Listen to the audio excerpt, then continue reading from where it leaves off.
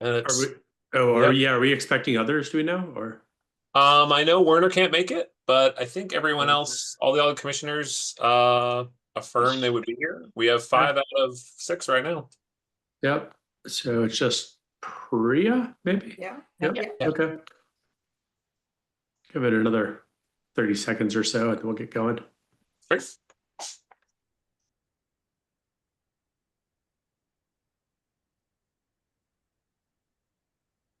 Good to see everybody. Yeah, you too. You too. Missed you last time. I know. I had the difficult job of being in Dana Point, California for 3 days doing a conference. It's a rough spot, really.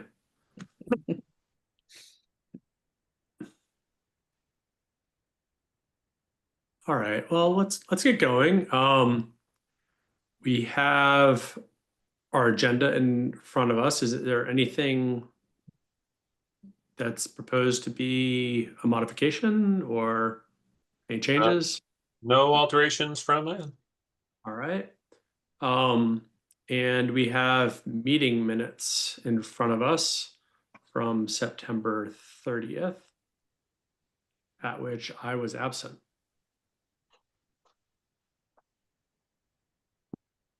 Is there I thought a they, motion? Yeah. yep, I moved, Right, we Roberta. approved the minutes. I second. Okay. Second, Will. And we will do a roll call vote. So Priya, Yes.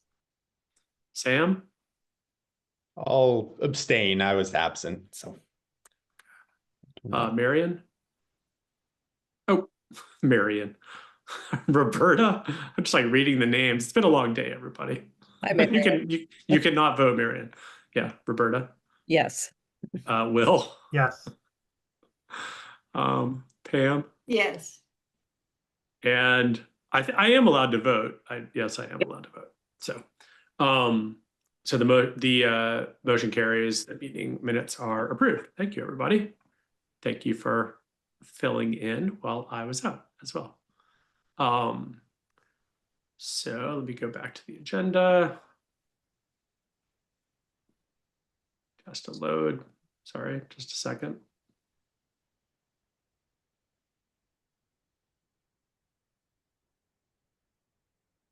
It's working on it. There we go. Okay, great. So the first item on our agenda is a review and potential vote of approval for downspout revisions at 88 Cottage Street, DEP file 120198, Brookline Wetland Bylaw 2301. And Nancy and Maren, I'll let you folks take it away. Okay. Great. Hi, everyone. I will start sharing my screen. Oh, if that's all right, might be easier to just see the drawings. Yeah, sure. Sharing the screen would be great. Then you can walk us through it. I think you're promoted there, Nancy, so you should be good. Okay, great. Thank you. Okay, I'll do screen two. Share. Okay. So hi, everyone. My name is Nancy Sadecki. I'm with Meyer and Meyer Architects, and I'm joined by Marion Presley. She's a landscape architect for the project. We're here to submit a requested revision to the tea house accessory structure at 88 Cottage Street. We are proposing that there's 4 downspouts total on the project, and we're proposing that the 2 that are closest to the pond go to grade into rain gardens in these planting beds. Here is this next sheet here is the civil engineering drawing that Hancock Engineers prepared for review by Sam Downs in Brookline, who's approved this change already. The issue was that so here's the tea house here to orient you, and the pond over here. These 2 downspouts are too low to travel underground by the time they get to this infiltration system. So these 2 just cannot feed to that infiltrator. We looked at other options where we might be able to put the infiltration system for all 4 downspouts to get to it. And they all had too high seasonal water levels in the other test pit locations. So this This location as originally planned is the only place that we can put the infiltration system and be compliant.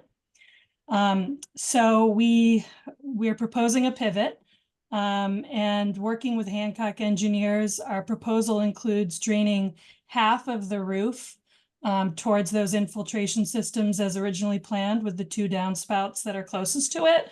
And then the other half would go to the low end downspouts over here to grade. This next diagram shows 2 dashed lines. In blue is the original footprint of the roof of the shed that was there, which is about 500 square feet. And our new roof is bigger. It's 600 square feet. So we're draining about 300 square feet of roof to those infiltration system at the north, and then the other 300 would go to grade. The original shed that was there didn't have any downspouts or gutters. All the rainwater just went to the ground. So because this is an improvement to the previous condition, what we're proposing now, Sam Downs and Brookline approved this revision. So here's some other pictures of that original shed that we're replacing. The other part of our proposal has to do with the planting. The 2 rain gardens are 3-foot diameter that we're proposing adjacent to these 2 downspouts that are identified with those red dots. So we are proposing that we replace 2 shrubs with 2 3-foot diameter rain gardens. And the original planting plan that was submitted and approved previously is not changing in this proposal. The plants were wetland compliant, they were native and tolerant of flooding. So we made no other changes to the planting plan for that. The detail of the rain garden was developed based on the Massachusetts Stormwater Handbook standards. So it's really a 3-foot wide diameter, 6-inch depressed basin here with river cobble. And then the subsequent layers of Stormwater Handbook compliant soil mix, pea gravel, 6-inch clean washed gravel, and then 6 inches of loose native tilled native soil here on the bottom. The idea being that the rainwater can slowly dissipate into the ground, and the microbes in the soil mix will filter out any, assist in filtering out any contaminants. The last thing that we were asked to address was the maintenance. We're proposing no change to the maintenance plan that was approved by the Conservation Commission previously, which is a robust maintenance plan for the wetland property. And so there's no change to that. And that's it. Is there any questions? Questions from the commission? I have one quick one if the other commissioners don't. I do as well, but yeah, I'll go. Alex, it sounds like I should go first. If you, so you're splitting the roof in half, and there's a fairly sizable infiltration gallery. Is that gallery remaining the same size? And then also, it seems kind of disproportionate that, you've got these, I would call them little rain gardens, that are taking the place of what would be basically half of that infiltration gallery. So I'd love you to walk me through the sizing criteria for the rain gardens. Like, it seems like they should be a little bigger, is my first reaction. Yeah. Yeah, we basically used the rule of thumb from the Stormwater Handbook that the rain gardens are typically 5 to 7% of the area that they serve. So those 2 3-foot diameter rain gardens seem to fall within that. The infiltration system, we wanted to keep it simple. We didn't change the size. Hancock has identified the more technical criteria for the infiltration system to the northwest of the site. Mm-hmm. So that was our thinking. And then is that already in, it looked like, I don't know the state It's of not construction. installed. Yeah. Oh, it's not No, it's installed yet. not Okay. installed yet. But you're planning on keeping it the same size? Same size, same place. Yeah. Yeah, Okay. So 5% would be like 15 square feet. So you're saying like 7.5 square feet on each side or something like that? yeah. Yeah. I mean, it's sort of a trade-off a little bit because then Yeah. we could make it a little bit bigger, but then they'd Mhm. have more plantings affected, and the plantings also sort of help the rain garden function. Mm. So And then I mean, what we're open to happens? making it Oh, a little larger if that was something the commission really wanted to see. But I do think it's going to be an improvement from from what was there before. if they overflow or if they clog over time, what would you anticipate the flow would do? If the rain garden does, Oh yeah, if like, if it clogged up or something like that with fines. well, time. it will get, water will fill that basin as it currently does. I mean, it is in the wetlands. Mhm. So, and Mary and I invite you to pipe in here because you're the landscape architect with probably more to say about this than me. But yeah, we expect that when we have that there would be water, when there's flood events and that sort of thing. Is Marianne present? Oh, maybe she needs to be invited to the panel. She's in here. Oh, okay.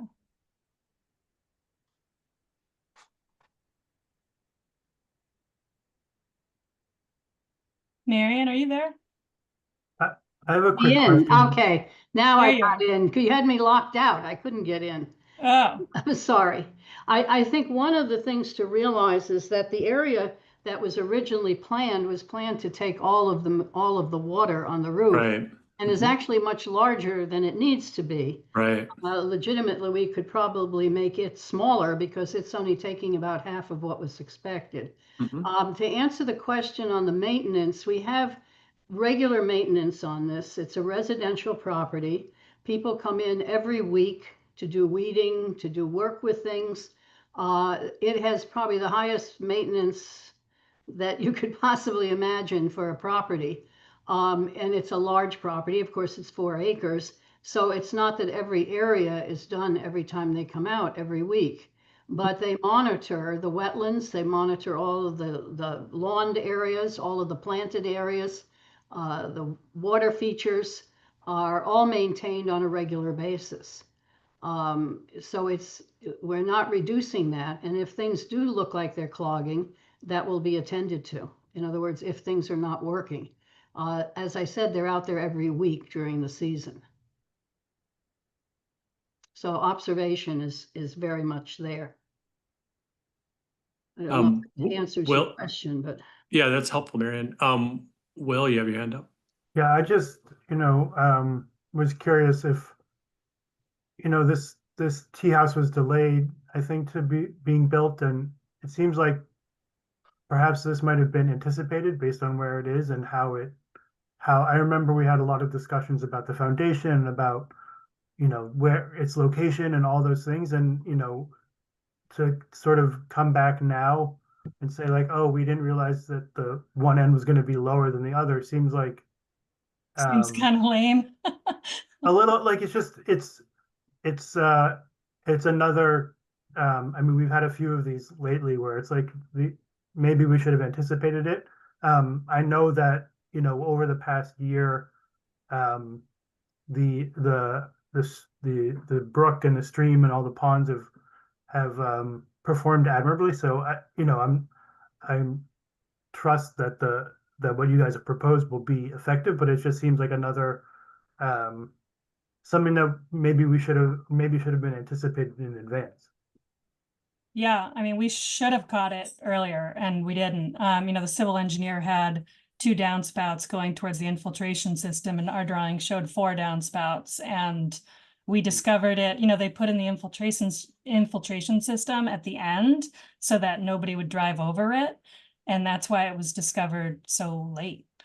So it is something we didn't catch early on, and even if we had, we would have had this sort of situation because the roof, the roof length is like over 30 feet. So pitching it all as Hancock has shown to one side would give us a, 5-inch height change from the gutter from one side to the other, which, would not have been desirable or recommended. That's a lot of water flow and speed, into one side. So I think we would have been asking for the same thing had this been discovered earlier. Okay, thanks. Any other questions from the commission? Is there anyone, Rebecca, from the public? And I would just jump in here too. Oh yeah, sorry, Alex, you were waiting to go too. Sorry. Yeah. It builds a little bit off of what we've been talking about specifically. Marcus mentioned the maintenance and what happens if this gets, jammed up with vines over time or vegetation and weeds over time. It does in the stormwater handbook, it emphasizes the sort of that maintenance protocols be a part of any of these bioretention systems. And I think, Ms. Presley, you've spoken to the ongoing maintenance of this. So while I'm not necessarily concerned about that ongoing maintenance, I do think it may be appropriate to include language specific to the maintenance of these rain gardens in that maintenance and monitoring plan that's already been sort of submitted and pre-approved. But when this comes back for a certificate of compliance down the line, if that language could be modified accordingly as part of that package, I think that would be appropriate. I think that makes a lot of sense. I mean, one of the probably the most likely outcomes is if you don't do that, 20 years goes by and people don't know what the depressions are, and they're like, these things are wet, and we probably should fill this in and do something different and direct the downspouts away from the foundation. Pam. Yes, I just wanted to concur with that. I think the best thing to do would be to put it as a condition, which apparently it already is, and then have it a continuing condition. This is the compliance that they continue to, pay attention to the rain gardens. Yeah, great. Now, is there anyone from the public? Yeah, we do have a couple members of the public Okay. on. Is there anyone who's attending from the public who has a question or comment? Feel free to raise your digital hand or otherwise get our attention in some way. Chat maybe. Well, we don't see anybody, so. Could I just ask, I couldn't find the hand raising gesture there. Oh, yeah. Not exactly on point, but in looking at some of these drawings, I noticed, sewer drains, and I just wondered if you could refresh our recollection as to what other drainage there is connected to this building. Oh, well, we have for the main house, there is a Cultec system up here.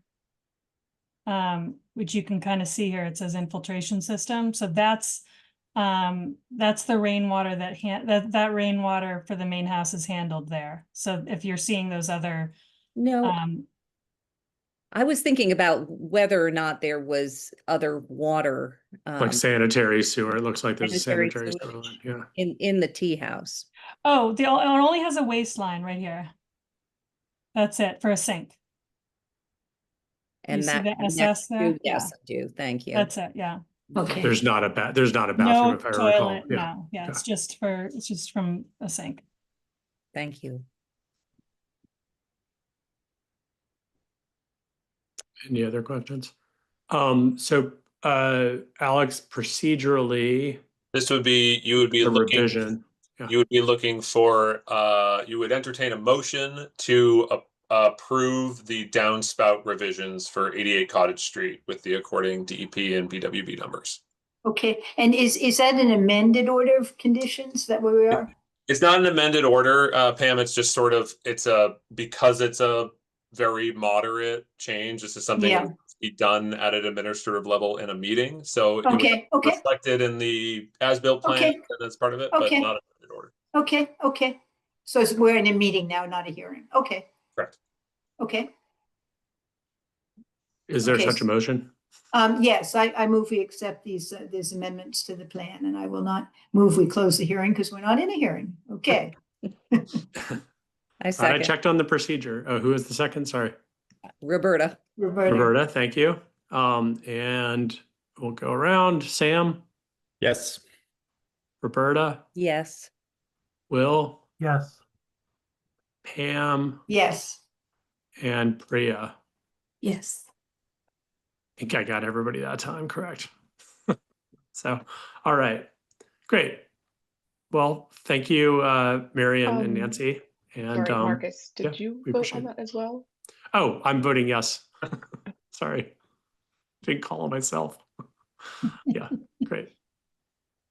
Thank you for taking the time, folks. No, it was unanimously passed to some. All right, thanks, everybody. Great, thank you. Okay, bye. All right. Next item on our agenda is the stormwater model and MS4 permit update by Maria Rose. And Maria is here. Oh yeah, welcome. It's good to see you. You're muted on our end, Maria. Thank you. Let me just, thank you, Marcus. 1 minute while I get a screen ready to share. Okay, can you all see my screen? Mhm. Yes. Okay, great. And now I will start it in slide mode in just a second. So thank you. A pleasure to be on your agenda this evening. Oh, do you see like Yeah, we speaker see it You in see, sort like, of, you want to presentation set it to, mode. yeah. You want to do a display, swap, presenter, and presentation if you have two monitors, which you probably do. So what do I have to do? Oh, go back to that screen you had up and share that. Oh, I see what I And then need. at the top left, there's a swap presenter thing. Okay, wait, I think I see. Marcus, you sound like you've used PowerPoint once or twice. I think 10 times today minimum. Not exaggerating. I'm just not used to doing it with the presenter notes. So say again, what do I need to do? Oh, Swap. there's like swap presenter, it's top left, second from the left. Okay, now I can see my notes, but also you can just see the one screen. But you haven't shared it, so that's the reason we're not seeing it. Oh, okay. So still haven't shared it. You see the right thing, we just don't see it yet. Okay, all right. Let me see if I can get this right.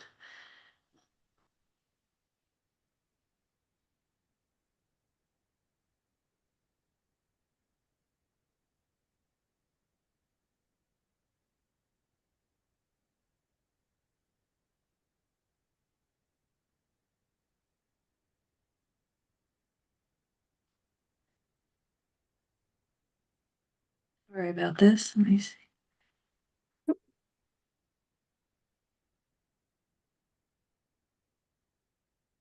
Hey. Hey. Perfect. Yay. Okay, that's good. All right. Yes. Good. Excellent. All right, sorry about that. Okay, so glad to be with you this evening and to be on your agenda this evening. I think all of you know me except maybe Priya, I think is a new member. But I am Maria Rose. I'm the town's environmental engineer, and I do a lot of I run the MS4 permit program as well for the town. And I've been before you in I think February of this year for the FEMA flood map update. So I think most of you all know me. So the topics I'm going to cover this evening include the components and logic behind our stormwater management master plan, a very high level overview of our stormwater model and what those results showed. And then I'm going to, I just have a few slides on MS4 permit compliance.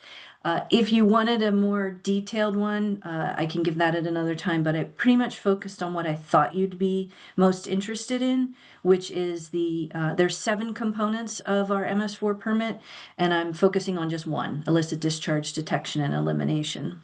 And then there'll be a little time for questions. The town faces many stormwater challenges, and we are developing a master plan that will help us to prioritize the work necessary to address these needs. So some of those needs include there is some localized floodings, is an issue in some areas, not just along the Muddy that you would just suspect it would be near streams or the rivers. We also have aging infrastructure. In some cases, it's 130 years old or more. We have a draft EPA permit that was issued in December of 2024 from EPA. So that is a next phase. These permits are supposed to be 5-year cycles. They tend to be more like 10-year cycles, but there's so much to them that we often need the extra time anyway. But this Stormwater Master Plan is going to be looking at, well, what is on the horizon with our next permit cycle. And then the IDD component is a pretty big component, as well as our phosphorus control plan. So that we'll continue to hunt down those illegal sources of sewage entering the storm drainage system, and roll into a big master plan all of our needs. So it's going to encompass everything in this graphic here, and as well as a 5-year capital improvement plan to help us prioritize the needs. So I'm going to briefly go over the elements of the Stormwater Master Plan. So we're looking at flooding, and that was the purpose of the stormwater model that helped us to assess what are our capacity constraints and do we need to develop mitigation strategies? And yes, we do. So the outcome of this component will be flood mitigation and climate resiliency projects. I also asked the consultant to look at our streams. And we don't have a lot of streams, but we do have some. And streams, if neglected, they can, trees fall and beavers build dams and things happen. And so it's good to once in a while, go out and walk the streams. So we've done that, and we're making lists of what stream maintenance needs that we have.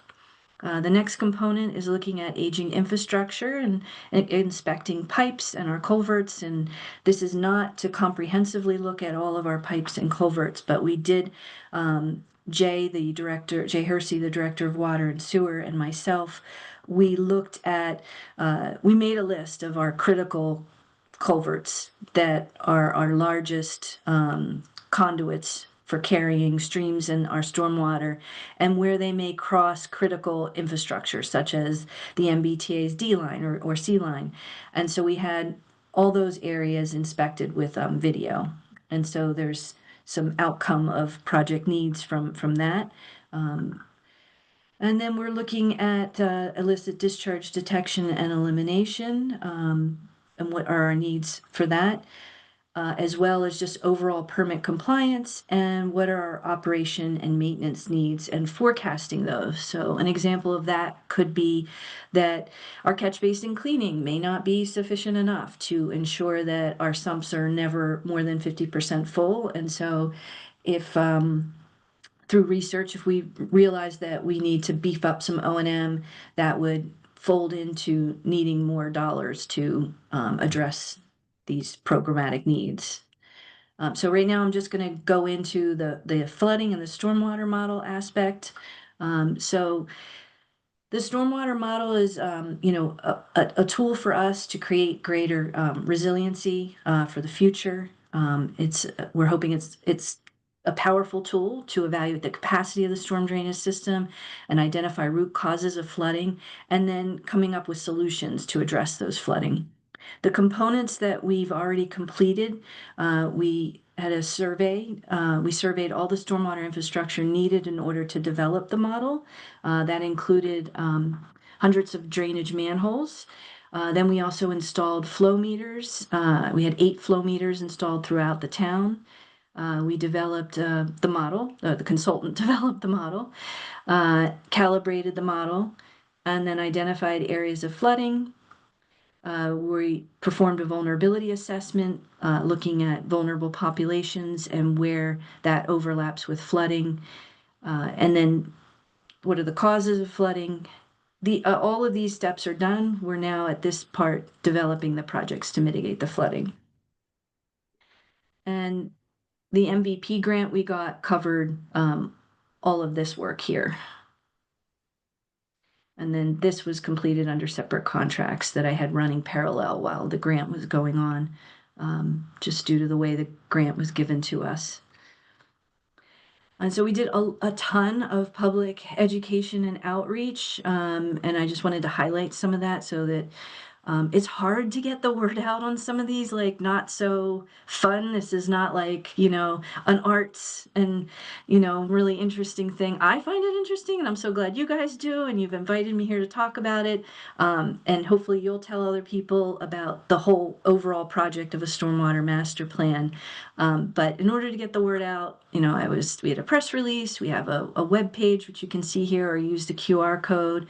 There's a project information flyer. I tabled at the farmer's market, put a water sewer bill stuffer in for 3 months, ran that. Hopefully you all saw that. That was earlier this year. And we had social media, as well as 2 public meetings and a public survey. Then I'm going to dive into the hydraulic model and the 2 domains of that. So 1D, it simulates a 1D model is mostly, you know, one dimension. It's a one-dimensional. So it's simulating how the water is moving through the pipe network. This is including the pipes that we analyzed were only 2 feet and larger. We had to start somewhere, otherwise it would be very costly. So we picked 2 feet, 24 inches in diameter and larger. It also includes the channels of the Muddy River and inputs from the Charles Rivers. They have their own model, so that's a boundary condition of this model. Then it also includes some 2D aspects, which simulates the movement of water across the land surface laterally. So you're looking at the floodplains and how is the water maybe surcharging out of manholes and spreading out to surface flooding. So it's a busy slide, so I'm going to walk you through it. These are just highlights from our first public meeting in March. We talked about that the data used to build and calibrate the model included town and state GIS. We had Feldman Surveying doing all of the surveying here. There was a lot of records that I pulled from our vault and the engineering vault to supplement the surveyed information. And then we had the flow meters. We had 8 flow meters installed throughout the town. The model only represents pipes that are 2 feet and greater. It does not model inlet capacity, meaning along the curb line, there is what we call a catch basin grate or a storm drain. Those grates, those openings get clogged when the leaves fall, particularly this time of year. So this model can't predict that kind of movement of leaves clogging the inlet and not allowing flow into the pipes. That is a separate issue that we deal with very seriously, and we have guys that go out to remove the leaves as best they can because it comes down fast. It also cannot predict O&M issues, and so we outlined these limitations in the stormwater model. We also sought flooding information from the residents.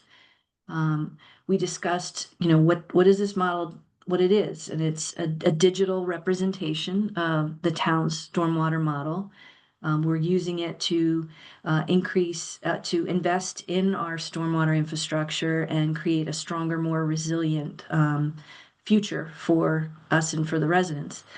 It's going to allow us to evaluate the capacity of the drainage system and come up with relevant solutions for our capacity constraints as best we can. You know, you can't build, you know, pipes as big as are already in the ground sometimes. So there are some limitations to what your solutions can be, given we're in a very dense urban area with lots of utilities in the ground. So then we also demonstrated how we would use the model.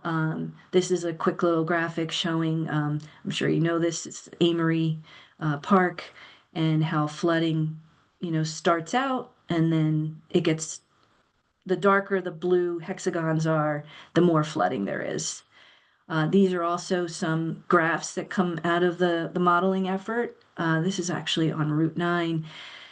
But it shows us that in steeper sections, the red circles mean there's like a surcharged manhole. And then you can see like it doesn't get surcharged right here, but then it gets surcharged again a little later. Some highlights from the second public meeting. We showed where all the flood meters are, and we talked a lot at length actually about how we calibrated the model and how we developed the model. So it's a little dry, so I'm just going to explain just super briefly that the model is the dashed blue line here. Hopefully you can see that. Then the measured flow from a flow meter. So this is from flow meter 004 right here. So this is at the confluence of South Village Brook and Village Brook. And we look at what is the flow meter showing versus what the modeled effort is showing. And so you want these peaks to closely align. And they do. They pretty closely do. I mean, this one's a little higher on the modeled, which so in any case that would be maybe better, that the model seems to be more conservative than the measured flow. But this is basically what the consultant did. And then the results show that, we have, this is all North Brookline, that's why it's cut off. So the blue shows, the degrees of blue shading show inundation, flood inundation. So there's limited inundation at the 2-year, 24-hour present day storm. But as the storm, the storm year or event year, 5-year, 24-hour, and the inches increase, from 3 to 4 and 5, all the way up to 8.16, you can see that much more inland flooding occurs. So you can see all of the blue areas here. We've got, let's see, you've got, I'll start here, Washington Street. We've got Beacon Street, which we know of, Amory, some on Route 9. There's some up by Reservoir. So you can see there. In South Brookline, similar results, not a lot of flooding on the lower intensity, the lower storms of like 2-year, but as you increase into higher year events or lower frequency, but more rainfall, you're going to have increased flooding.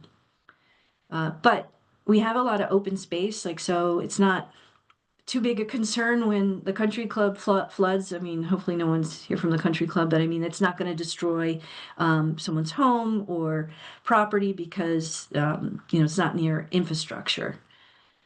So our parks and places like that do a good job of collecting that water and letting it gradually soak into the ground.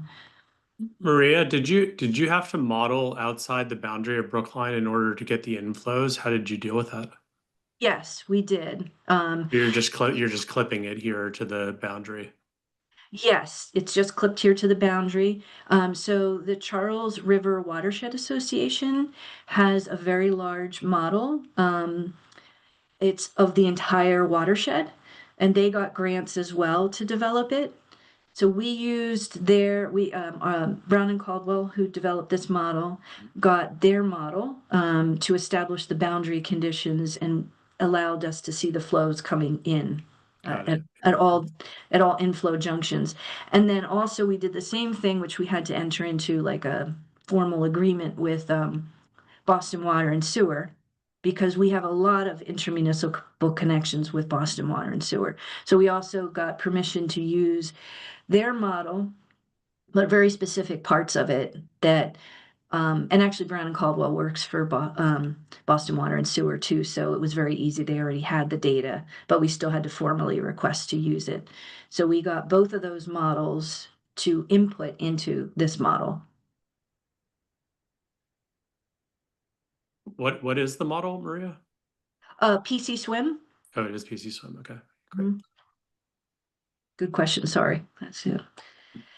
Okay. And then this slide I just I annotated some of the places that, are on our radar for like, potential problems where there's flood inundation. So we've got Fire Station 7, that would be near some inundation along Washington Street.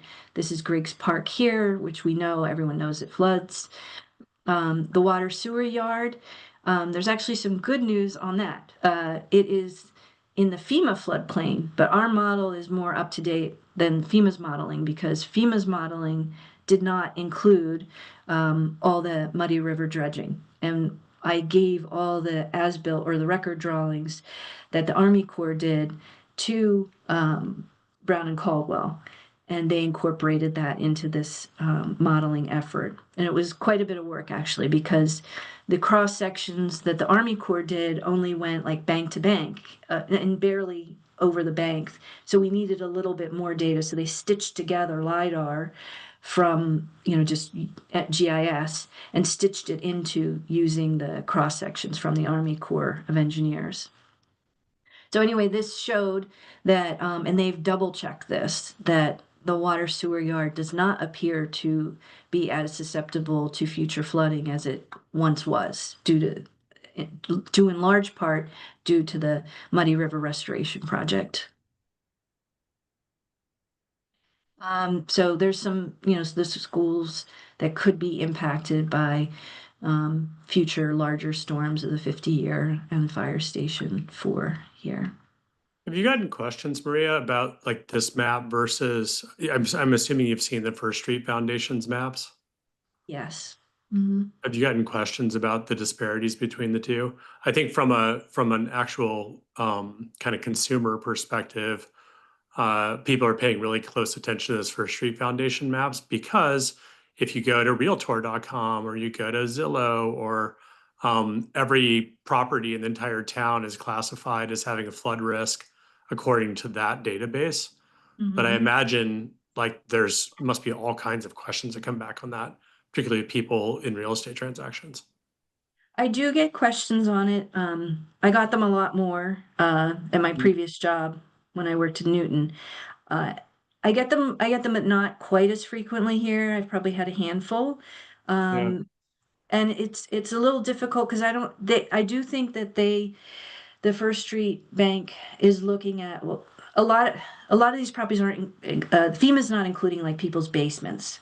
So I think the First Street Bank is a little more conservative. So it's not like they may bad. be you're saying they may be over predict flooding, and they do it by topographic relief probably almost entirely too, right? I don't know. I've just seen where like they put somebody in like really high risk area, and I'm like, it took me a long time to convince somebody once. I'm like, you're really up high from the river.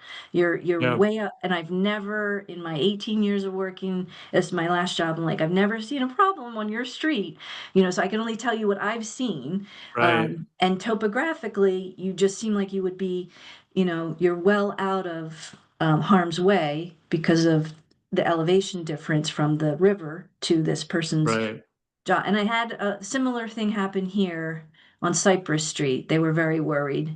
And I'm like, you're Cypress? Like in what location? I'd have to go back and I don't know, but they were, about to buy a house on Cypress Street and they were very concerned. And I just walked them through, well, I don't see it's not in the floodplain. And I explained how many hundreds of feet away you are. I said, but there's like I'm on Walnut Street, like where Cypress cross Walnuts, there's like a floodway that comes down across Cypress and then like down toward the like that whole section there. And that's one of those places where it doesn't show up anywhere except for First Street. Oh, interesting. But I think it's right. I mean, there's a stream that runs down under Old Lincoln, and then like if that ever, you have a huge hurricane or something, you could see that happening. But anyway, there's a bunch of places like that are interesting, that are local depressions. So you see issues at Walnut and Cypress, is that what you said? On like First Street, for example, yeah. I mean, a little bit more towards Boylston, and then places like by Cypress Street Playground near the high school. Like there's historically been major flooding in that area, and there's like houses that are changing hands there and stuff. And I know it comes up. So Oh, okay. So a major difference between FEMA and the First Street is that FEMA is only looking at, It's only riverine, it's yeah. all riverine. So they're not looking, that's why we have this model. There's all Because these so isolated places, yeah. exactly, it doesn't look at the modeled network, so all the drain pipes, or even this Right. too small of a stream, if it doesn't have like a big enough drainage area. And I don't have my notes on what their Yeah. cutoff is, but they have a cutoff of what they will study. So therefore, there's lots of limitations on FEMA's results. So Yeah. it's often good to call the town. So most people read that First Street thing and they call the town if they're smart. And then the town can provide, like, if they're somewhat seasoned and have been there long enough, we keep a log of flooding calls. So we're able to like say, well, in our records, we haven't had any flooding Know about calls. it. Yeah, that's excellent. Yeah. I think that's great. You know, there is a process too for amending. You can, if you're a homeowner, it's probably good to know that you can reach out to those people and get it amended, which is And it's a I- major issue for property ownership. Exactly. And that's part of my new job role that I took on to explain all of that to people. Explain 70,000 differences and deviations. Yeah. Well, and also that they could go for a letter of map change if they so choose, if they're in the FEMA. Great. Shall I continue? Yeah, sure. You know, I could ask questions all night, Maria, so I'll try to restrain myself. That's all right. No, it's okay. It's all good. It's all good. I love it. This is what I want. An audience that, you know, our second public meeting we had, I think we had 4 or 5 people from the public. So, yeah. but I think it was right after town meeting, and maybe that wasn't the best time, but that's how the grant cycles work. You know, you finish your project by June 30th. So anyway, so on to future conditions, and no surprise here. Flooding worsens as we move into the future. Predictions are that a present day storm will now be almost 6 inches of rainfall for 10-year 24-hour, and then close to our old 100-year level for 2070 conditions, and so therefore that's if the predictions come true and everything, and if we keep if we don't look at our impervious areas and try to recapture some green space where we can, or disconnect impervious, or not mitigate, which we won't do. I'm sure we'll mitigate as much as we're able to. So, there's some areas that show capacity limitations that are circled in orange, and future conditions exacerbate flooding. And the next, Brown and Caldwell, these are Brown and Caldwell slides, so forgive me if I'm not perfectly explaining all of this, but what they did was they took all the environmental justice categories. So you've got your households living alone, your minority populations, your populations with a disability, households with individuals 60 and older, which to me, that's not that old. So I don't know. I'm like, the closer I get to 60, I'm like, that's not old. Percentage of households under the poverty line, households with children. And so the darker the shade of each color, there's more concentration of that. So you can see, let's see, like poverty line. So like, this is near some of the Brookline housing, Walnut and High Street rather area. And then they overlaid all of this and looked at our flooding areas. And so the results showed that, gratefully, most of the socially vulnerable communities do not align with the highest flood risk. They're actually outside of our higher flood risk areas. We also found that our floodable spaces are doing a good job of storing water. And wonderful kudos to Brookline for, this was all swamp down here.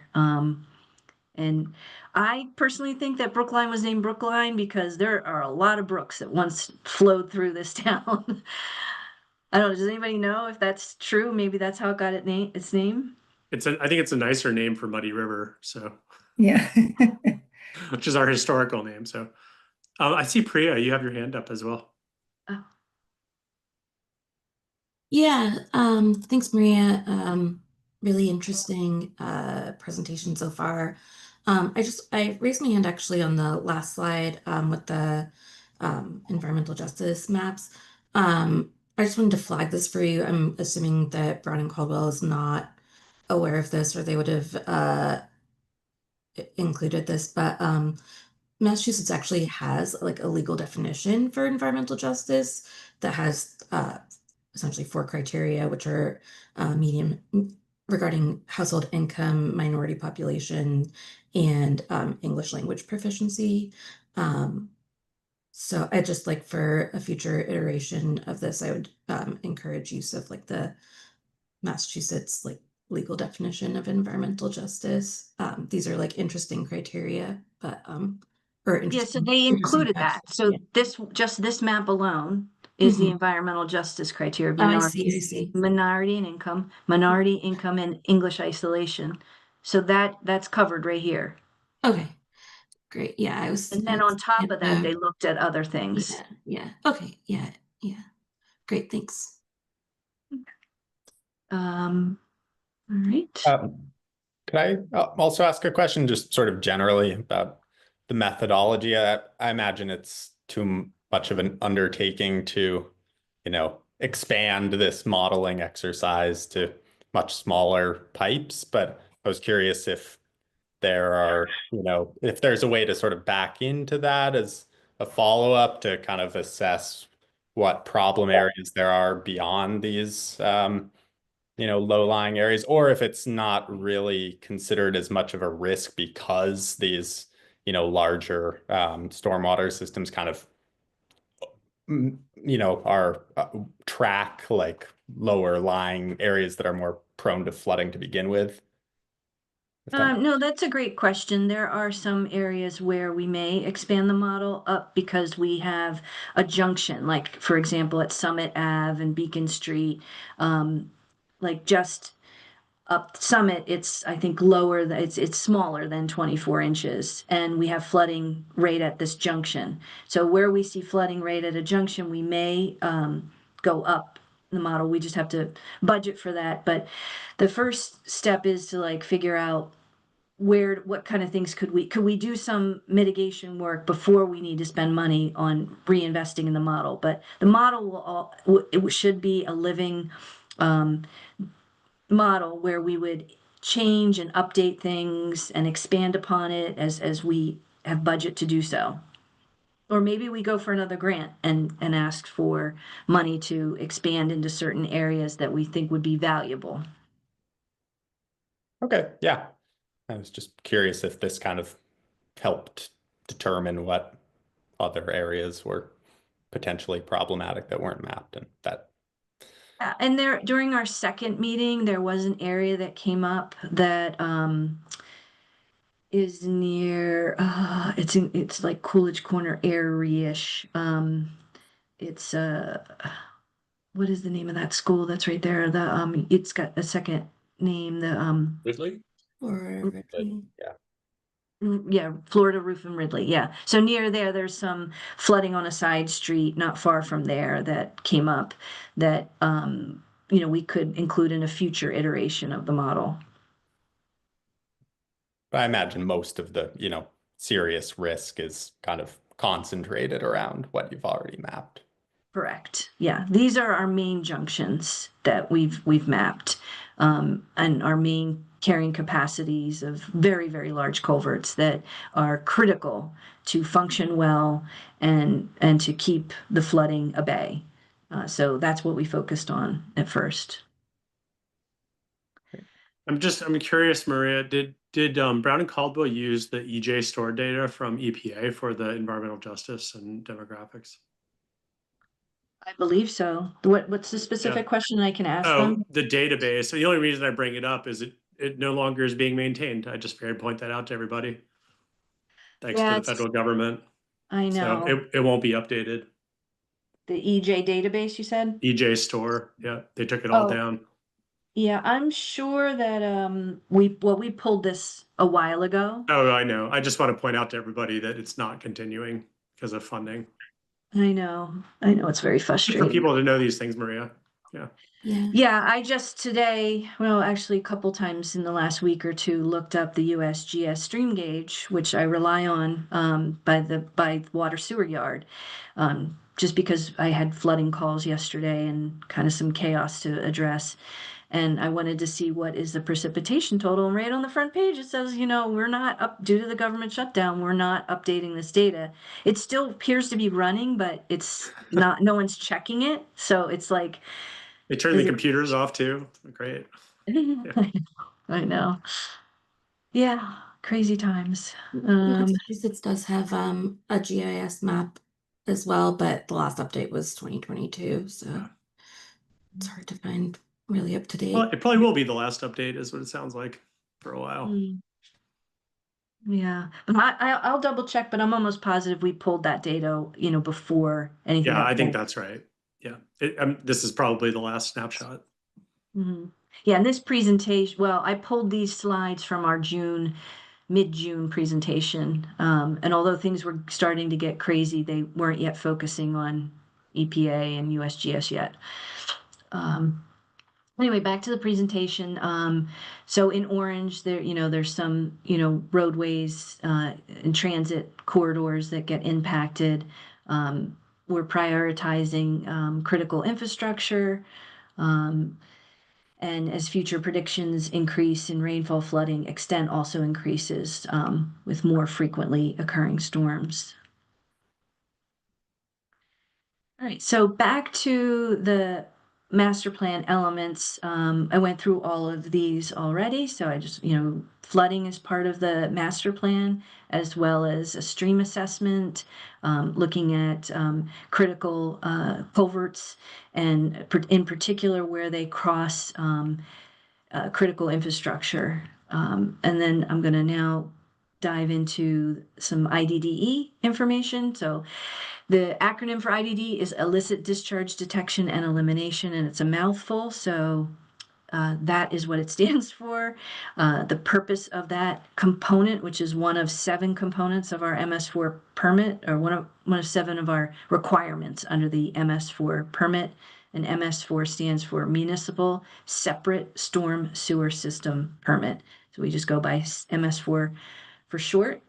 And that basically means that we do not have a combined sewer system. We have a separate sanitary sewer for wastewater and a separate system to handle our stormwater runoff and stream flows.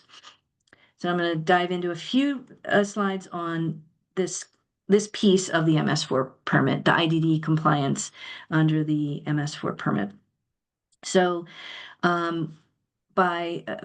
one of our requirements was to have an ordinance in place that specifically prohibits illicit discharge into our storm drainage system. Oops, I should go use my cursor on the slide, the monitor you're seeing. So that was accomplished before I got here. It's the Stormwater Management Bylaw, Article 8.26. We also have to maintain a sanitary sewer overflow. This is when you may have a surcharging of sanitary sewer. We have to maintain an inventory and any reporting, and I'm happy to report there's really no SSOs here either. The closest I've come to seeing one was on a private property that had a pretty significant backup of their own lateral. So nothing that the town owned, but on a private property that just bubbled up onto their private property. Develop a written illicit discharge detection and elimination plan, including procedures for sampling outfalls, by June 2019. We had a plan developed in 2004 or 5. I am in the process of updating that just because I wanted to update it to be aligned with our 2016, with our current MS permit.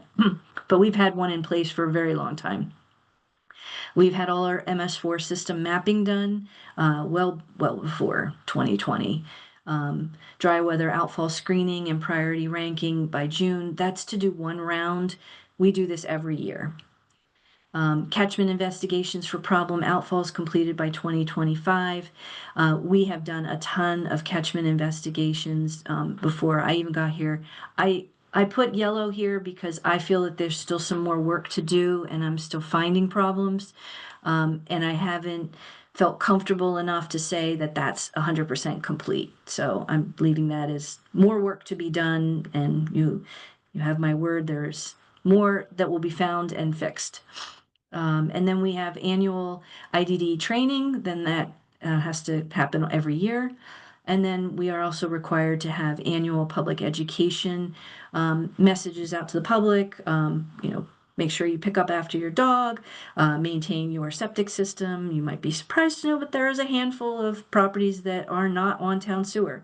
It's under 10, but still there's some. So those, and there's many public education messages that we have to have for the other components of our permit too. We have pretty much every couple of months, we have to have some kind of public education message going out, usually via social media. And then this is just to give you some numbers and some graphs on compliance. To date, we have removed 58 direct illicit sewer connections, which is an enormous amount of a direct sewer lateral from a building. It could be a single family house or it could have been an apartment building that have been removed. I don't think we had any apartment buildings, but we have had 4 or 5 story 5-floor buildings with 5 condos or so. That has equated to 21,500 gallons per day of wastewater flow removed out of the storm drainage system, which is a huge amount. That also doesn't take into consideration that whose ever jurisdiction the problem is in, they take credit for it. So a year ago, I worked with Boston Water and Sewer for a problem that emanated from them, but it impacted us in Brookline. And it was right on the line by the Brookliner on Washington Street. And so we isolated the problem. I dye tested in many houses in that area, and we could see that it was directly coming from Boston. They found and fixed it. So the true removal of wastewater flow out of outfalls that go to Brookliner is actually even higher than this number suggests. But we all take credit for what we fix within our own geographic political boundary. And then this is one example of one of our outfalls. This is the Tannery Brook. We sample it right before it hits the muddy, so it's the grossest right before it gets mixed with any stream flow. So you can see here that we've had pretty high E. coli hits, but in the last few years, I did find and had people remove an illicit source, and lately it's been negligible, the E. coli bacteria. So it's E. coli on this side, and these are the dates. So good news there. And then pulling it back into the Stormwater Master Plan, we meet weekly with our consultant. We're finalizing our stream and culvert assessments, developing flood mitigation and climate resilience strategies, looking ahead at what is the draft permit, including, I don't know if I mentioned this already, but EPA received over 300 letters. I spent a great deal of time with other municipalities in my role as chair of the statewide Municipal Stormwater Coalition. We had a small subcommittee with myself that we drafted a very long letter on behalf of many municipalities, coalescing all of our concerns. And so EPA is now digesting all of that, and hopefully we get some reasonable changes to that draft permit, but we're still waiting to hear on that. But we do love our EPA people. We're very worried about them lately. At least I am, but I think many of us are. We all want to do the right thing, just not at billions of dollar cost. And then there's developing the capital improvement plan, and our target date to complete the master plan is 2026 February. So that is it. We'll stop sharing and see if you have any questions that I haven't already answered. Sorry, Sam. Sure. I said something, but I was on mute. Yeah, the E. coli graph was sort of striking. Do you know why there were such dramatic spikes in those years? Yeah, because there was someone's sewage going straight into the storm drain. Okay, so So those are isolated. Oh, is yeah. that from like new connections?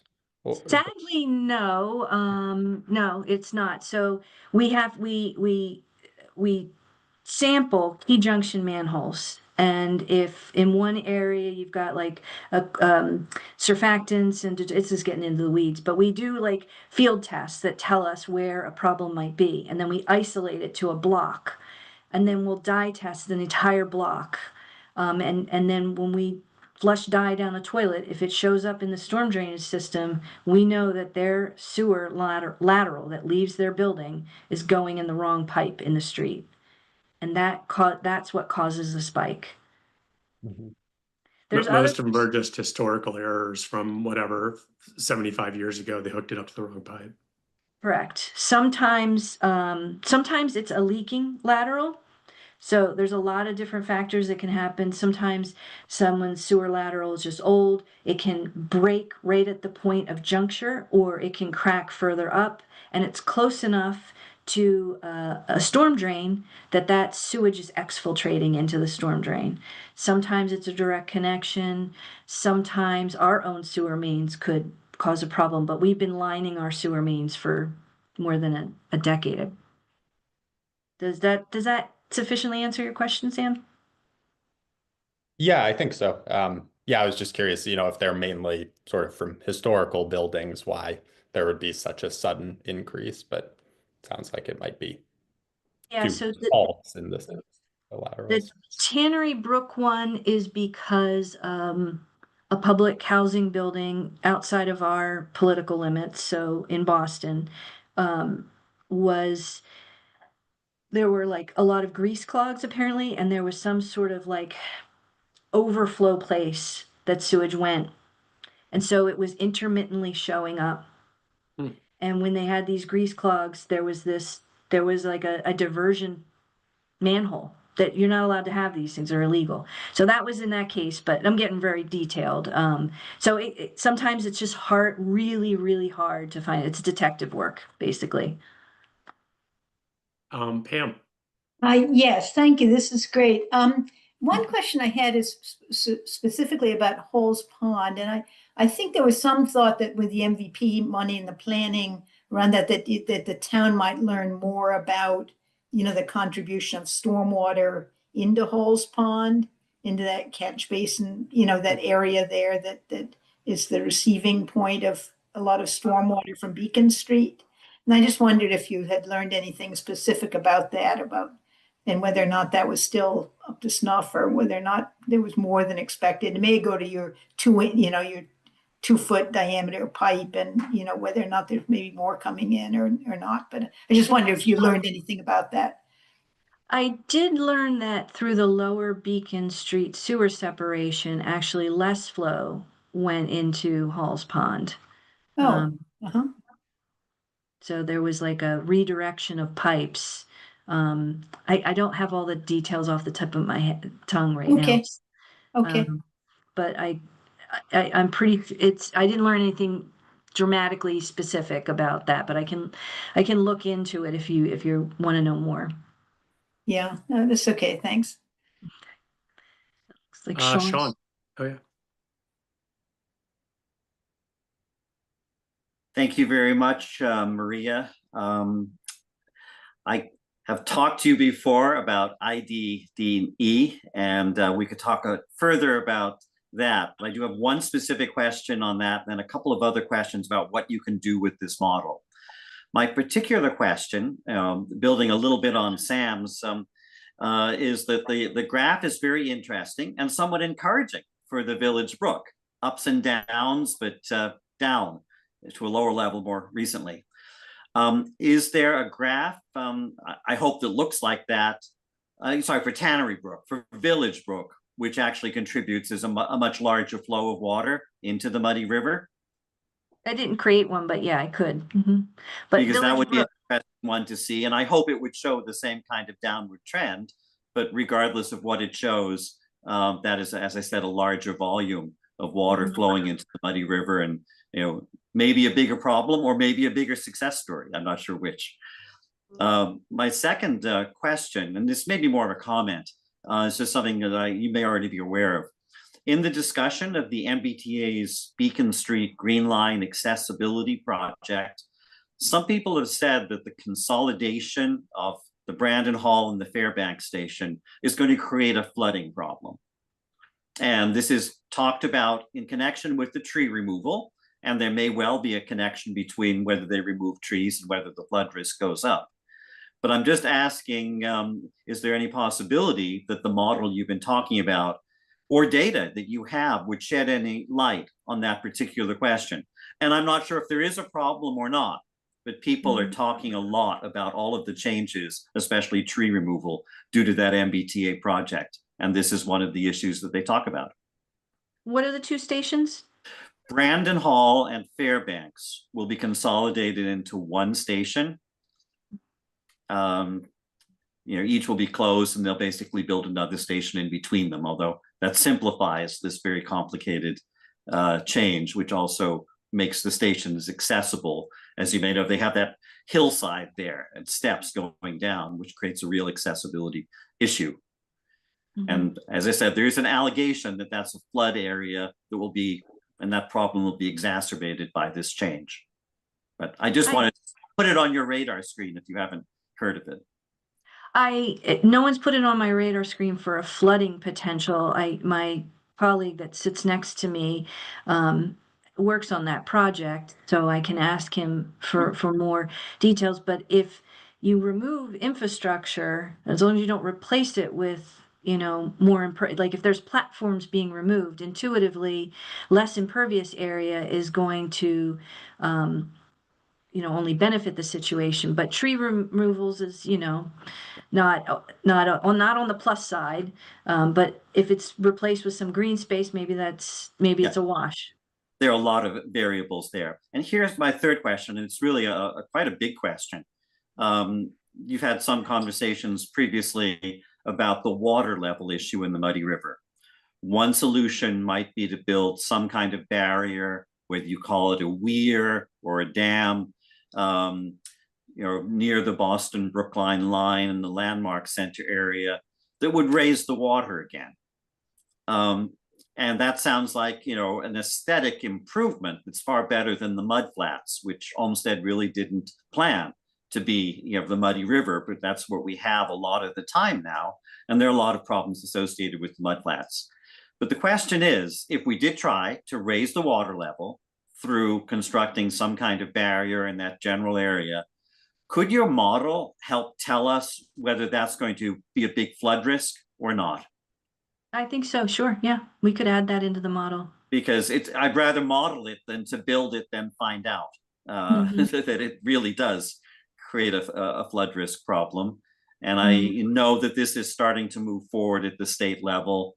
Alex and I were recently at a mock meeting where Senator Brownsberger, talked about it and the efforts he's making to move it forward.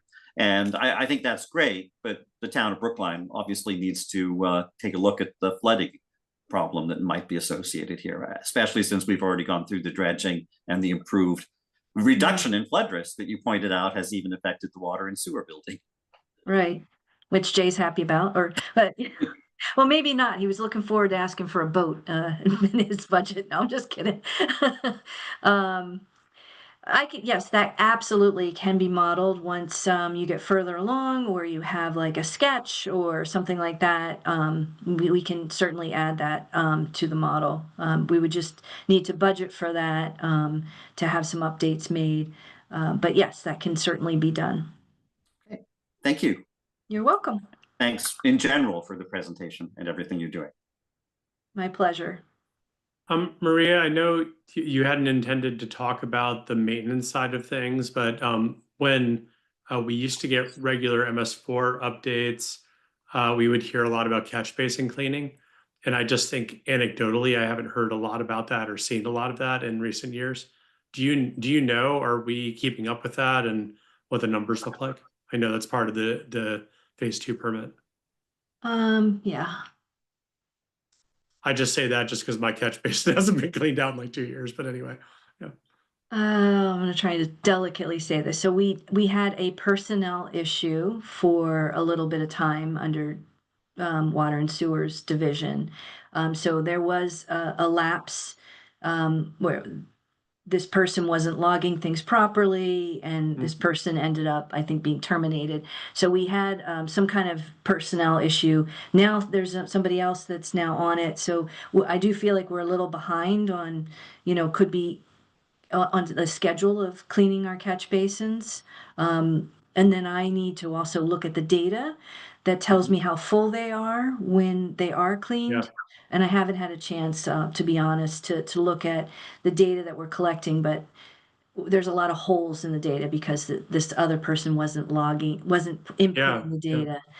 So we're supposed to, we will be working on that to make sure that we're getting to each catch basin in a timely fashion so that it doesn't get full. But do you want to? No, mine's going to get cleaned, Maria, but anyway, on just on Walnut Street, but. On Walnut Street? Okay, I might. I'm the stormwater engineer. I look at the catch basins, Maria. I can't help it, so. Yeah, of course.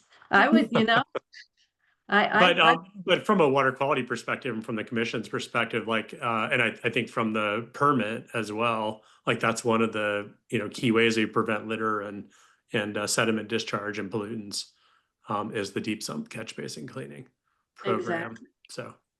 Yeah. So you used to get regular updates from. Oh, I mean, I just haven't seen the clamshell come by in a very, very long time. Yeah. Oh, okay. They pop it open, clean it out, and yeah. I will make sure someone gets on. It might just be my street. I have no idea, but I suspect not.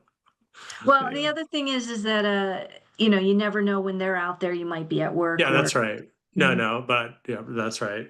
But it'd be worth like Jay used to, I don't know, maybe 10 years ago, come in when the phase 2 permit was new and say this is how many catch basins we cleaned, and there were a bunch of statistics. I think those have to get reported to the state as well, the EPA. Yep. Yeah. I can dig up my report right now if you give me a minute if you want. I probably don't need to know the numbers right now, Maria, but I mean, Boston Water and Sewer spent, millions of dollars optimizing their program over the years. Yeah. And we definitely could. We need to get on a regular, we use People GIS, which is great if you log the information. You gotta log it. But the other you gotta thing do it and then you gotta log it. Yeah. Well, and then not only that, People GIS got bought out by somebody, and it's a little bit wonky. So there's a bunch of little layers of things to work out. But nonetheless, I made a note, we'll make sure that we get out We'll there. ask about it next year, Maria. And let's see. So I'm happy to come, on a, semi-annual or annual basis and give you updates on the MS4 program if that. When do you have to submit? I mean, we wouldn't want to create extra work, but if it's right after a submittal period, you probably have all the materials together.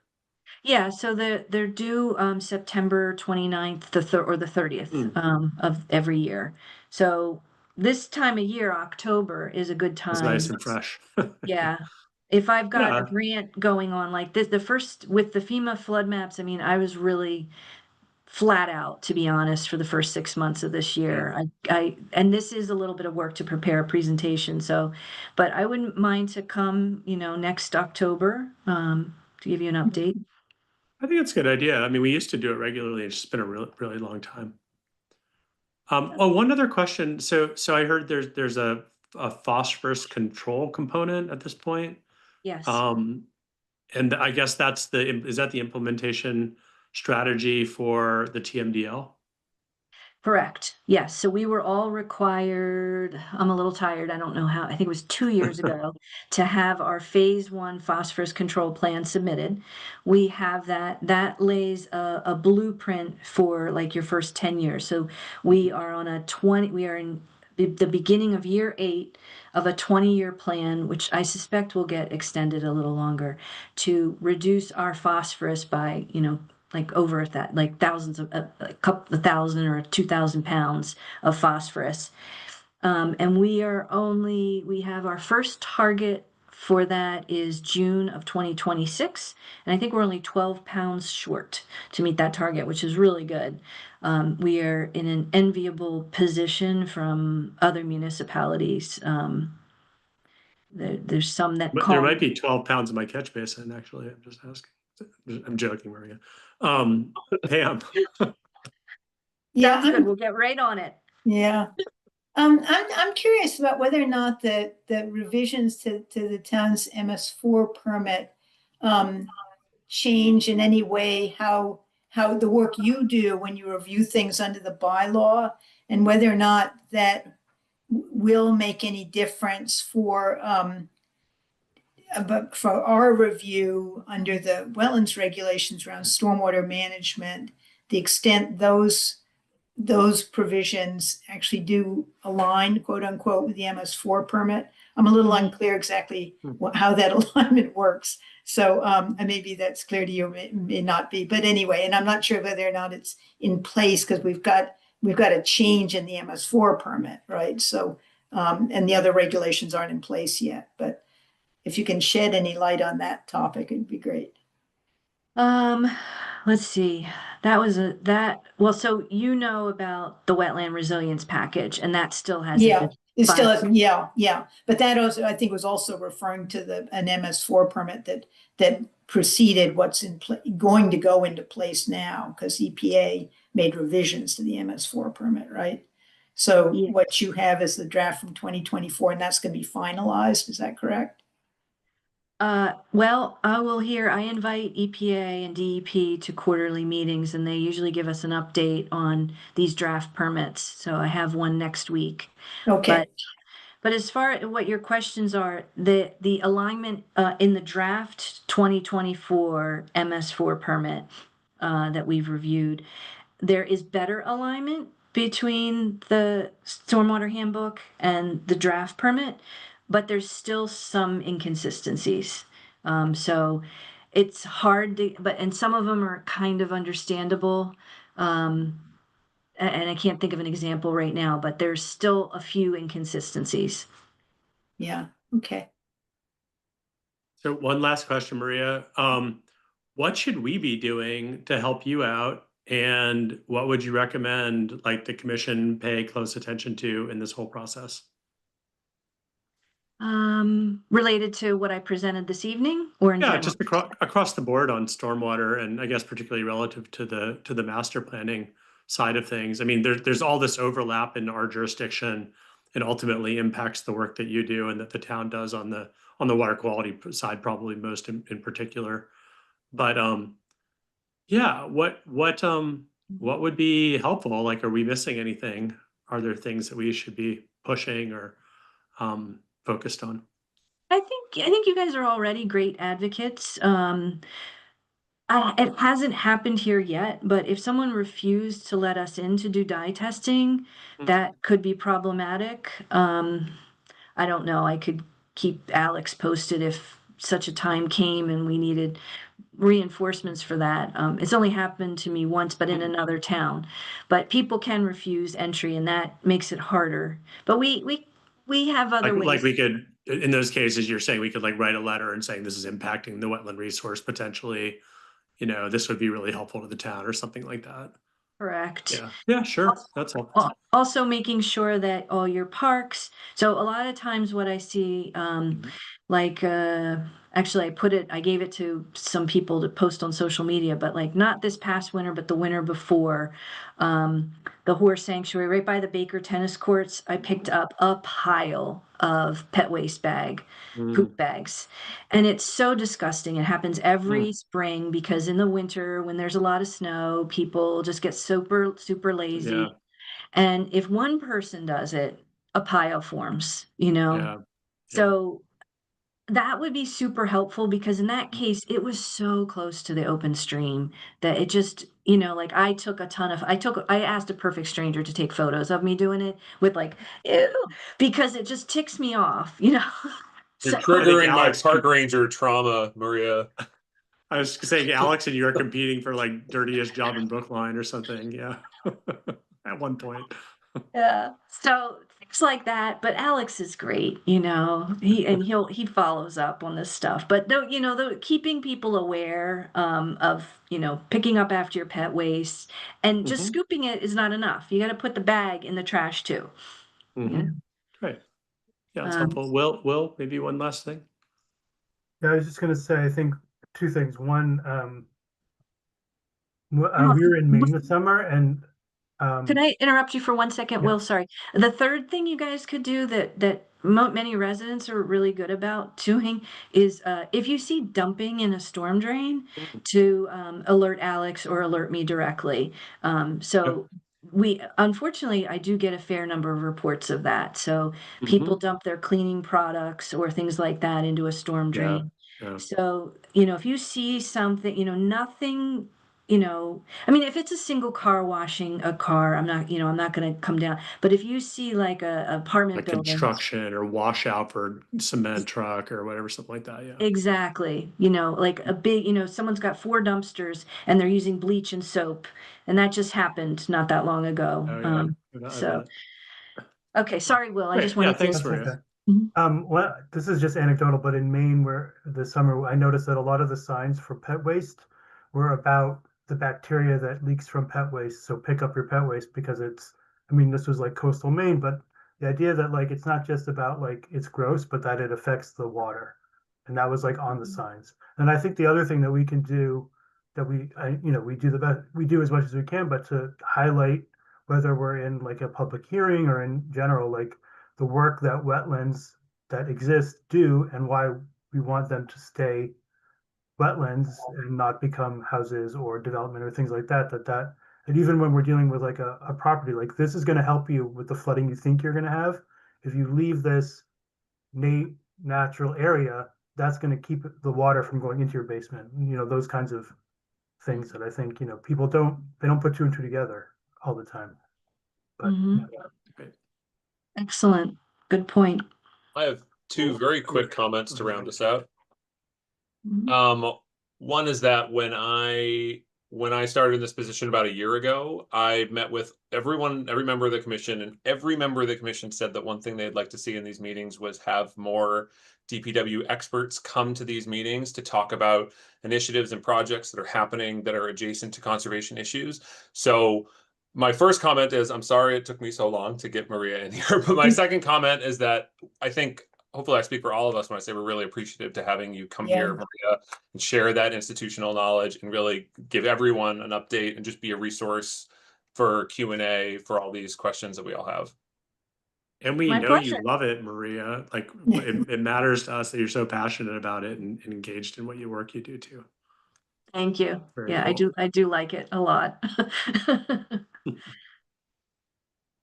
And was there something Great. else, Alex? You said 2 things. Was it? Okay. Oh, my first thing was an apology for taking so long to get you to come down here. So Okay. Yeah, thank you so much, Maria. Yeah, my pleasure. All right. Yeah. Well, Good evening. nothing else, I'll let you guys continue your meeting. I think that's great. Okay, thank you. So much. Take care. Maria. Bye. All right, and staff update. I'll keep it pretty short and sweet tonight. Just want a quick rundown of some active permits we have. Over at 154 Woodland Road, I did speak with the project team over there recently. I know they had been looking at a certificate of compliance coming up. They're, I think, just waiting on the as-built plans at this point. So once we get those, we'll reach out and coordinate that permitting from there. 80 to 82 Louise Road is, I believe, in the process of wrapping up. I have another site visit scheduled there this week.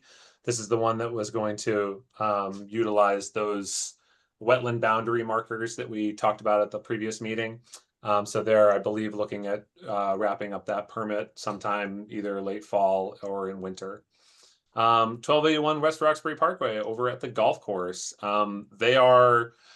We have a pre-construction meeting over there tomorrow, and they are looking to hit the ground running. The goal is to really start work as soon as possible over there on the stream project. So we're going over there tomorrow to talk stockpiles and dredging and erosion controls and all those fun things.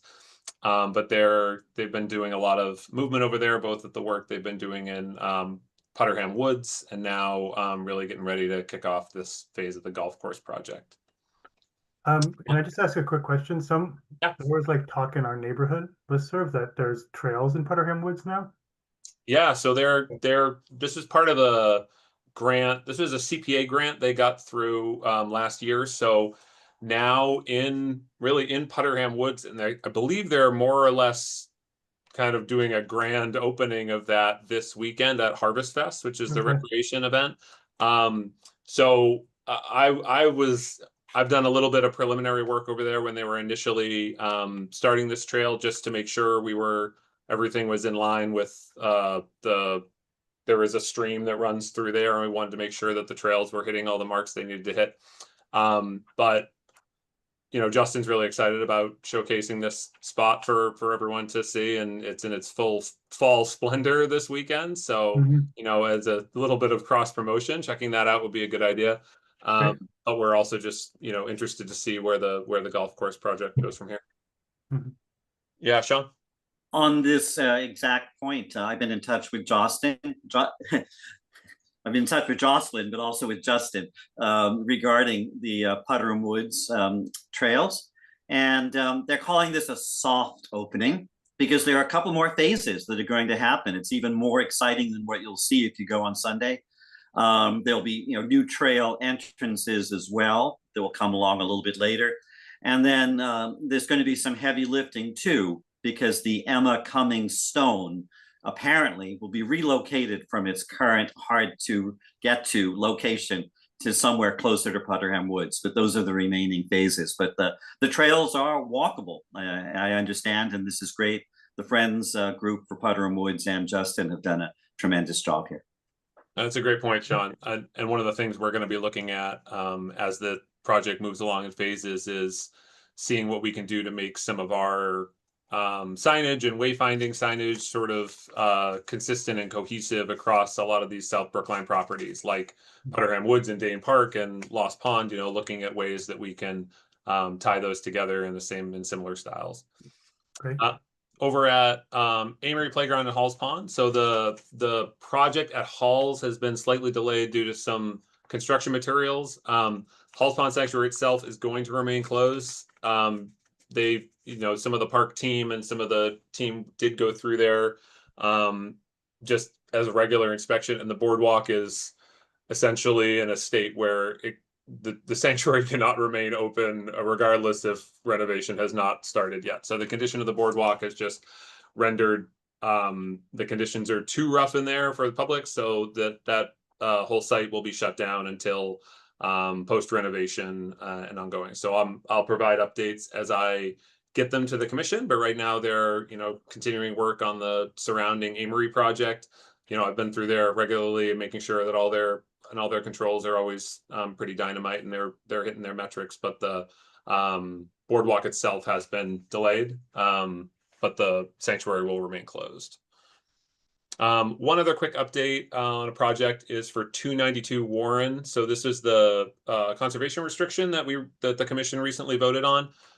This was the last piece of the puzzle for a certificate of compliance for that applicant. So I've spoken with the applicant, and they are very likely coming to the next meeting with all the sort of components of that project put together. The project itself has been completed for a few years, but now this COC was the last element on their order of conditions. So I believe they're planning on coming to the next meeting. A quick event update. I wanted to highlight the Miyawaki miniature forest planting that the Sustainability and Natural Resources and Parks and Open Space and Mothers Out Front kind of co-hosted earlier this month. It was we had more volunteers than we knew what to do with. This is one where they very quickly maxed out on registered volunteers, and we had people pouring in. It got to the point where we had to sort of have one plant per family because we wanted to make sure that everyone had an opportunity to get in there. It was a spectacular day, and we had a lot of positive enthusiasm and feedback from students and neighbors and the folks that are there.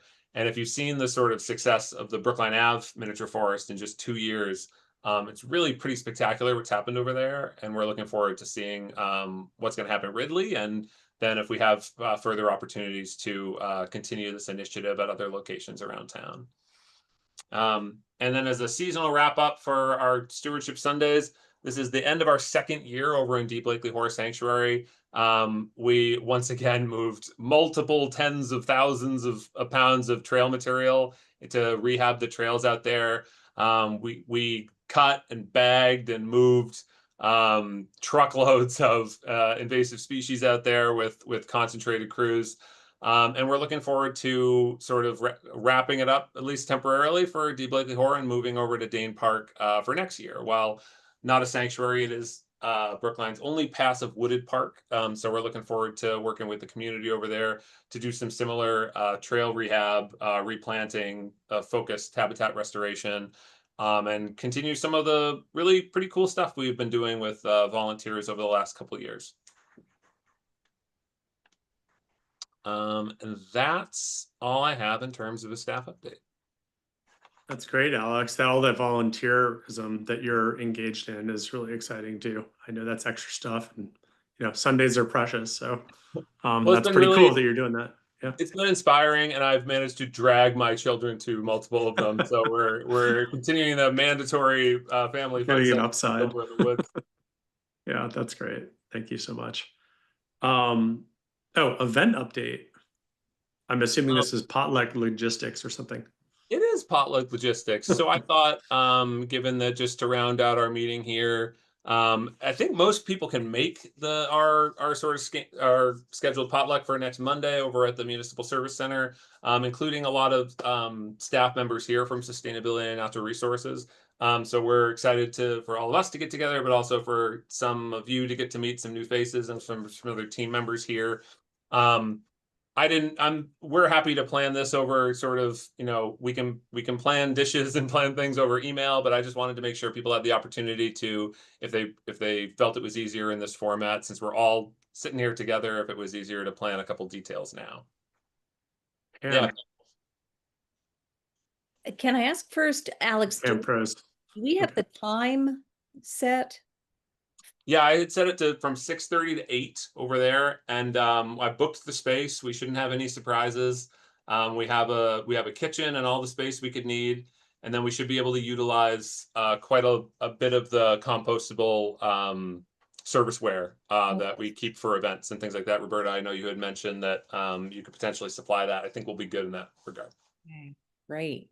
Are significant others invited? Yeah, I think so. We got the room for it, so why not? I'll see if I can drag my crew over from Rentham that evening to come into the party. Please, that was what I was going to say too. I think it's important to be, assuming we're all good with that, to make it clear that people can bring along family, household people. Yeah, I think that would be terrific. Yeah. Okay. Somebody's got to eat all the food. So yeah. And so why don't we, in an effort to not since it's 8:40, why don't we just, if everyone this week could follow up on that same email chain that we were talking in last week, and just write in what you'd like to bring to the potluck so we can plan accordingly, and Rebecca and I can fill in some gaps if needed, and then we'll plan on just having a great time next week. Okay. Sounds good. Good. Great. All right. Priya, you have a question? Oh, no, I just have another quick plug if anyone is, because I know that she would want me to do it. If anyone is available on Saturday, it's the MACC Fall Conference in Devens, and I know that they are, hoping for a good turnout. I know that they've been having a really good turnout the last few conferences. So if you're available, I encourage you to go. I unfortunately, it's Diwali, so I'm not able to, but. And I believe a lot of the panels are themed around sort of building development and home ownership, and how to improve open space value of private space and things. So a lot of things that we're looking toward with sustainability and in our open space and recreation plan. Yeah, very relevant. Super interesting. Yeah, thanks. Yeah, great. Yeah, thanks, Priya. All right. Is there a motion to adjourn? I move we adjourn. Thanks, Pam. I Second. second. Oh, I'll go with Will. All right, Sam, Yes. Roberta, Yes. Pam, Yes. Priya, yes. Will, Yes.